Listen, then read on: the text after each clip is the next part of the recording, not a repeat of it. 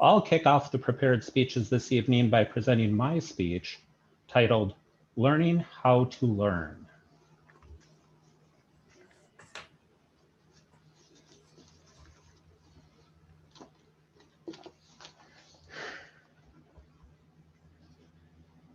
In my spare time, I had been reading a book about new updates in version 8 of the C# computer language.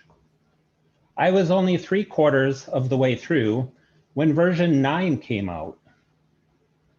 Although it is true that technology changes notoriously fast, I felt I was learning too slowly.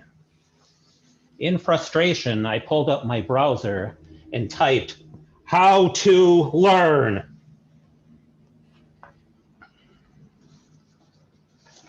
Although I only meant it as a rhetorical question, to blow off some steam and beat myself up, it came back with billions of results. At the top of the list was a class on Coursera called Learning How to Learn. The course overview said, this course includes sometimes counterintuitive insights that will help you make the best use of your study time. If you're struggling, you'll find many practical techniques that walk you through what you need to do to get on track.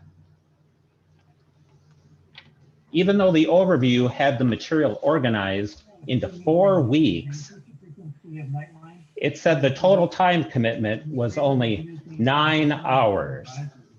So I signed up. I was going to complete all 9 hours in a couple of days. I didn't get very far into the course before the course itself taught me that running through all 4 weeks in a few days was not a good plan. The reason is because of how memory works. There are 2 modes of thinking, and both are needed to form solid long-term memories. The focused mode works with your short-term working memory. It is the way you think when you're paying close attention while studying and working through the material you're trying to learn. It's good for learning details. If that were all there were to it, then my plan would have been great. But there's also the diffuse mode. This is when you allow your mind to wander and drift freely, floating between different concepts and thoughts, daydreaming, happening automatically in the background without even trying. By itself, the diffuse mode of thinking isn't very useful either, but this mode is good for grasping the big picture. Without this, you don't know where the details fit or how they connect with other details. To learn effectively, you need to alternate between these 2 modes.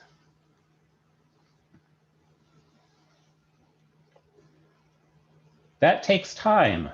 And since the best diffuse mode time is actually while you are sleeping, this is why cramming for tests is not very effective. And also why my first run through the course in only a few days wasn't either. Accomplished neuroscientist Dr. Terry Sinowski is one of the instructors of this course. But the real star is Dr. Barbara Oakley. She has an interesting story. As a child, she hated math and science and flunked out of them all the way through high school. But then later in life, she becomes an engineering professor. What happens in between unfolds in some of the examples as she explains many different concepts. I am now going to copy and paste a list of concepts into the chat.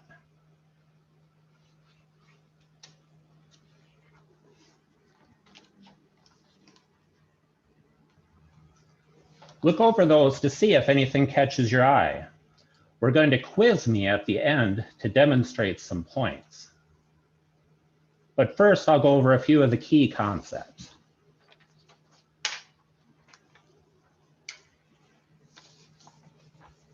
Procrastination. It's a keystone bad habit, and it has a devastating effect on learning because it has you put off study time until the last minute. You don't space your learning out over time any more than when I tried to take the 4-week course in 2 days. A habit has a cue, a routine, a reward, and a belief. In the case of procrastination, the cue is thinking about something you don't want to do. This results in an uncomfortable feeling. It activates the same part of the brain in the insular cortex that lights up when you feel pain. In procrastination, the routine part of the habit is to think about something else that is more pleasant. The reward is that you no longer feel uncomfortable. By the time this habit is ingrained, you establish a belief that it's just part of how you behave and can never change. But it can change.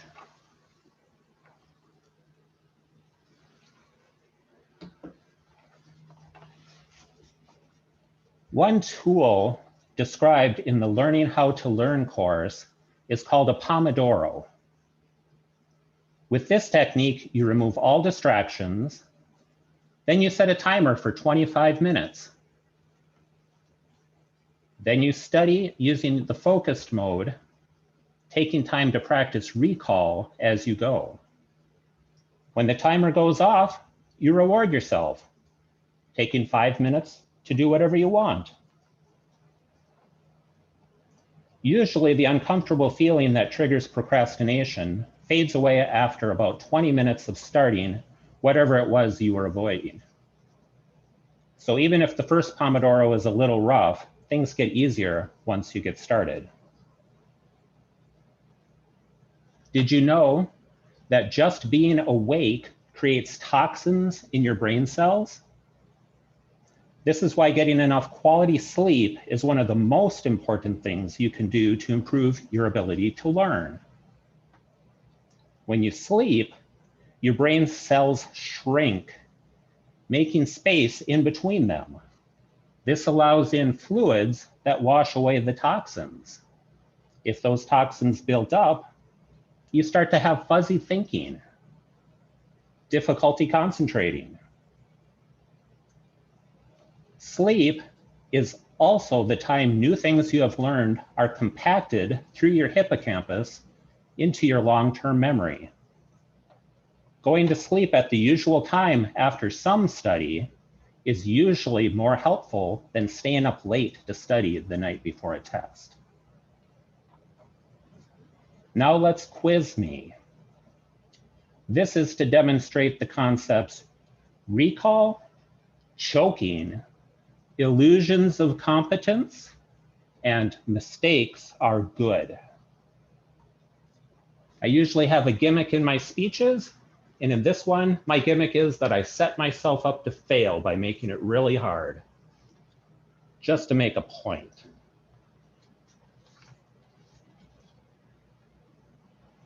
So, raise your hand. When I call on you, ask about the concept from the chat or just ask me any question about learning.